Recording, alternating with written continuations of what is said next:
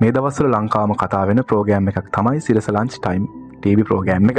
මේ වැඩසටහනේදී එක්තරා තරුණයක් තමන්ගේ දුක ප්‍රකාශ කරන්න පටන් ගත්තා. ඒ තරුණිය සඳහන් කළේ තම සැමියා තමාව අත්හැර ගිය බවත්, දරුවා සමග වසර 4ක් තනි වුණු බවයි. මේ වීඩියෝ පටේ නැරඹූ හිටපු සැමියා සමාජ මාධ්‍යයට ප්‍රකාශ කළේ මෙවැනි අදහසක්. ඇයි බං උඹ එහෙම බොරු කියන්නේ? පුදුම රඟපෑම හැකියාවක් නේ තියෙන්නේ. මිනිස්සු 10ක් එක්ක විතර ගියාට පස්සේ අවුරුදු 2ක් වෙන මිනිහෙක් එක්ක පවුල් කාලා ඇවිල්ලාද හස්බන්ඩ් මතක් උනේ. දරුවට කතා කරන්නවත් බලන්නවත් දුන්නද ඔබ මට? අදටත් මම නෙමෙයිද මගේ දරුවාව ජීවත් වෙන්න සල්ලි වන්නේ? අඩ ලෝකෙට බොරු කියන්න එපා ගෑණියේ. මං විතරයි දන්නේ මගේ ළමයාව මගෙන් අරන් ගියාම මං විඳ දුක. ගිය මිනිහත් එක්ක ඉන්න බැරුව ඌ ගහලා පැන්නුවාම දැන් තමයි ඔක්කොම මතක් වෙලා තියෙන්නේ. ඇත්ත නොදැන ගෑනුගේ කඳුළු වලට රැවටිලා ඒක පිළිගන්න මිනිස්සු තමයි වැඩි හරියක් ඉන්නේ. මෙයා මේ තනිකර කියන්නේ බොරු. ඕන තරම් මල් ළඟ සාක්ෂි තියෙනවා ඒක ඔප්පු කරන්න.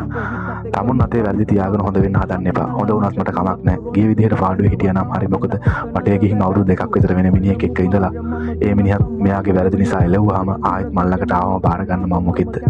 ඕනම මිනිහෙක් එහෙම කරන්නේ නැහැ. මාර මිනිස්සු මට මං ගැනම තවත් කලකිරුණ බං. ළමයක් නැතුව මං අවුරුදු 2ක් තිස්සේ කට්ට කාලා හිත හදාගනිද්දි මේ ගෑණිය ආයෙත් මගේ ජීවිතේ විනාශ කරන්න හදන්නේ. ඇයි බං වරදක් නොකරපු මාව වැරදිකාරයෙක් කරලා ඔහොම ලෝකෙට කියන්නේ? ඒකද මේ ලෝකේ මිනිස්සු කමෙන්ට් දාන මහ ලොකු ආදරේ යකෝ.